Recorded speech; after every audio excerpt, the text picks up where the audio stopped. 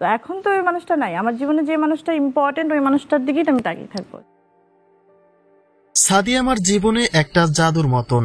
আমি মন খুলে যার সাথে নিজের কথাগুলি বলতে পারি। জীবনে খারাপ সময়ে যে পাশে থাকে, আগলে রাখে, সে তো জীবনের আশীর্বাদ হয়ে আসে। সাদিও ঠিক তাই আমার কাছে। যে কথাগুলি এবার প্রকাশ্যেই বলেছেন চিত্রনায়িকা পরিমণি।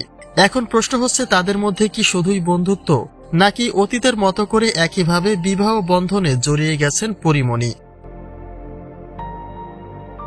তরুণ প্রজন্মের গায়ক শেখ সাদি জানান, একই অঙ্গনে দীর্ঘদিন কাজ করার কারণে পরিমণির সঙ্গে বেশ আগেই পরিচয় হয়েছিল। তখন থেকেই পেশাগত বিষয় নিয়ে তার সঙ্গে নিয়মিত কথাবার্তা হয়। সাদি আরো বলেন, আমিও ইন্ডাস্ট্রিতে কাজ করেছি অনেক দিন হলো।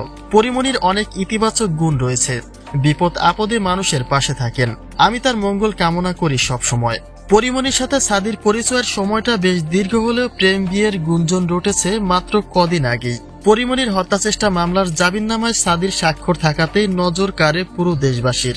এমনকি তাদের ব্যক্তিগত কিছু কর্মকাণ্ড এই আলোচনা আরো অনেক জোরালো করে তোলে।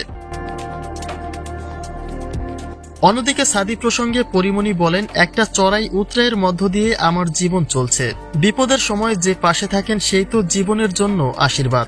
আমি এই জীবনে অনেক শুভাকাঙ্ক্ষী পেয়েছি, এখনো আমার অনেক শুভাকাঙ্ক্ষী রয়েছে। আমার সুখ দুঃখের গল্পগুলি তাদের সঙ্গে শেয়ার করি, এতে আমি মানসিকভাবে ভালো থাকি।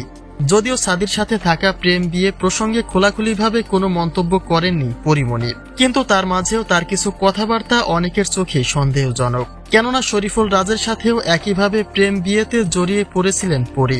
তাহলে সেই ধারা এবারও যে বহাল থাকবে না তার নিশ্চয়তা আসলে কি?